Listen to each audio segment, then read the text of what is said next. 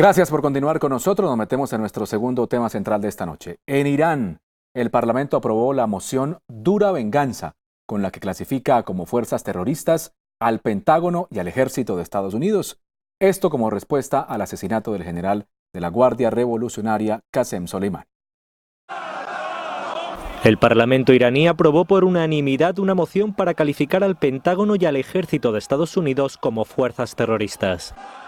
Esta moción, tomada en represalia por el asesinato del general de la Guardia Revolucionaria Qasem Soleimani, es una modificación de un proyecto de ley previamente ratificado que declaró al Comando Central de los Estados Unidos como una organización terrorista, una medida de reciprocidad por la inclusión por parte de Washington de la Guardia Revolucionaria en la lista de grupos terroristas.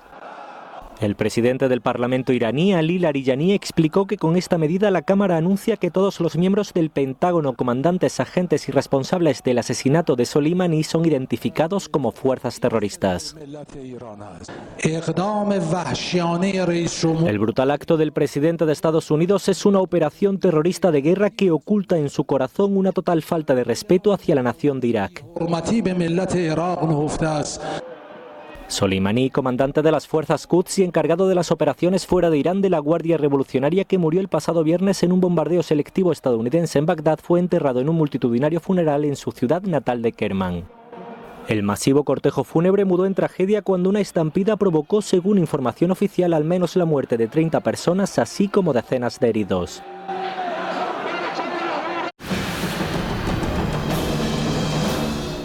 Bien, y para desarrollar este tema voy a saludar a esta hora en directo desde Berlín, en Alemania. Es Tania Rodríguez, abogada con doctorado en paz y conflicto de la Universidad Granada en España, experta en terrorismo internacional.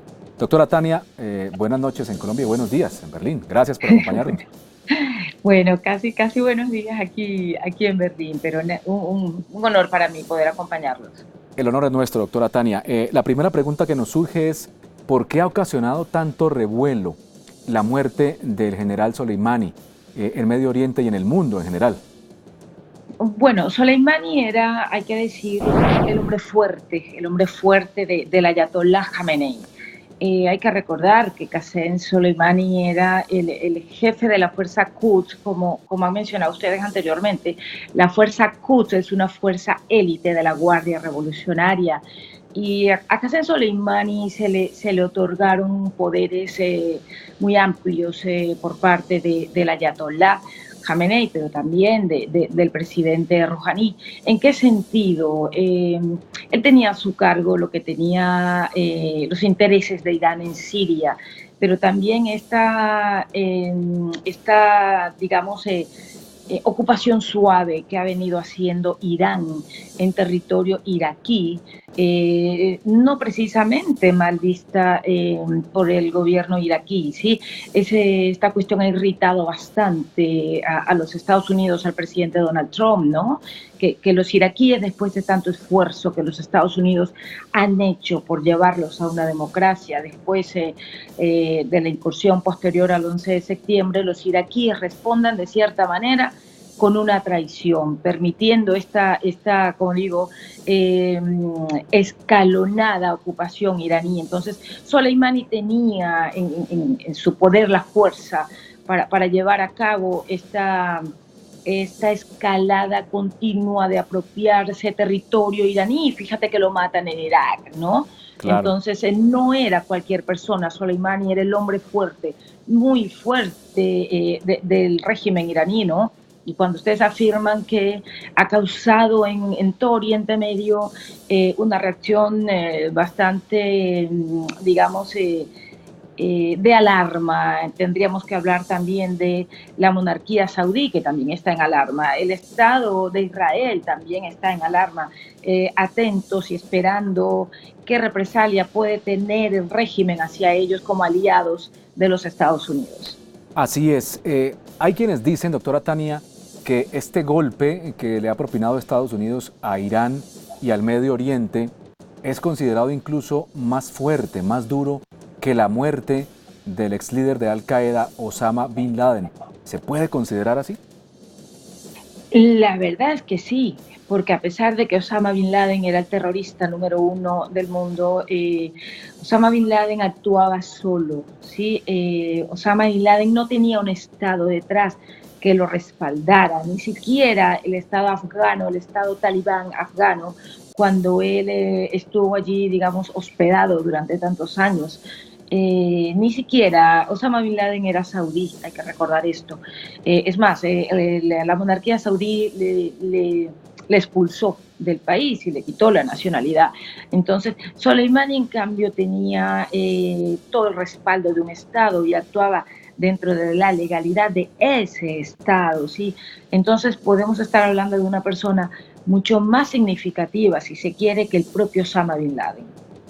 Claro, doctora Tania, ¿es posible, es probable que se desate una verdadera guerra luego de la muerte de Soleimani? ¿Qué tan reales pueden ser las No, no, amenazas de los líderes de Medio Oriente?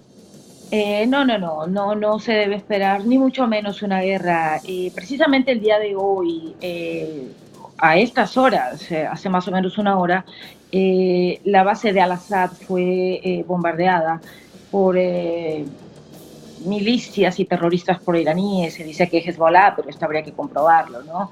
Hay que recordar que el régimen del Ayatollah Jamenei ha repartido misiles y drones que pueden disparar misiles a todos aquellos grupos terroristas proiraníes, ¿no? Y que son alimentados con el dinero iraní. Recordemos el ataque a la petrolera saudí hace unos meses, que hizo incluso subir el precio del petróleo. Esto fue sobrevenido desde, perdón, desde Yemen, ¿no? Por los hutíes que se adjudicaron este hecho. Entonces, vamos a esperar represalias, sí, de hecho ya han empezado, como te decía, hoy ha sido atacada la base de Al-Assad, donde los Estados Unidos tiene el control, ¿sí?, en el norte de Irak. Pero una guerra no, y digamos que Irán sabe hasta dónde llegar también, ¿no? Definitivamente con esto el presidente Trump les ha demostrado que sí está dispuesto a llegar hasta las últimas consecuencias con tal de detener el poder iraní, el posible poder nuclear iraní. Y además también hemos de recordar que hace pocos días antes de la muerte de Soleimani, la propia embajada de los Estados Unidos fue atacada. Mire, entrar a la Claro. zona verde en Bagdad no es una cuestión sencilla, no lo es. Y cuando los iraquíes pro-iraníes intentan atacar la embajada estadounidense y que ya incluso hayan logrado entrar a la zona verde, ya eso es muy grave realmente, pero los iraníes han comprobado que Donald Trump está dispuesto a llegar hasta las últimas consecuencias para frenarlos. Por lo tanto, una guerra, Irán no tiene aún la fuerza para enfrentar a los Estados Unidos directamente. Así es, usted hacía referencia justamente, doctora, a el hecho registrado hace algunos minutos en la base, perdón, militar de Ayazad en Irak, que alberga fuerzas estadounidenses. Fue atacada por lo menos con 10 misiles y hasta ahora se desconoce el número de militares norteamericanos que hayan resultado heridos. Pero también conocimos que la Guardia Revolucionaria de Irán confirmó recientemente la autoría de este ataque. Es una noticia que aún está en desarrollo. Pero mi pregunta es la siguiente. Doctora, finalmente lo que ha dicho el gobierno de Estados Unidos es que con la muerte de Soleimani, Estados Unidos está más seguro, pero muchos norteamericanos se sienten ahora más inseguros por la zozobra que hay. Los norteamericanos que residen, por ejemplo, en Medio Oriente, por la zozobra que puede haber por represalias como esta que acabamos de ver. ¿Es así? ¿Se sienten más seguros ahora los norteamericanos o más inseguros? A ver, si hablamos de las personas, si hablamos de individuos claramente estadounidenses en Oriente Medio, también tendremos que decir que depende en qué país de Oriente Medio estén, ¿no? Un estadounidense que esté en Israel no se puede sentir inseguro. Un estadounidense que esté en Arabia Saudí o en los Emiratos no puede sentirse inseguro porque realmente no lo está. Ahora, si estamos hablando de estadounidenses, tal vez en países como Qatar, que son regímenes, o es un régimen pro-iraní, un estadounidense en Yemen, tal vez. Es más, las embajadas estadounidenses en el mundo están en alerta ya, incluso la de acá, de Alemania, ¿no?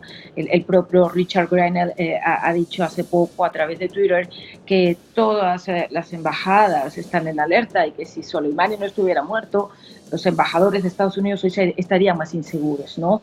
Entonces, sí, creo que es evidente que tienen que estar en alerta. De hecho, los Estados Unidos ha pedido a algunos de sus ciudadanos que se retiren de algunos países de Oriente Medio, pero también hay que tener en cuenta que personas afines a Irán, como el líder chií de Hezbollah en Líbano, Hassan Nasrallah, ha dicho que si bien ellos también van a entrar a vengar la muerte de Soleimani, que por favor ha dicho que no se preocupen los empresarios y los inversores estadounidenses en la región, que a ellos no se les va a tocar.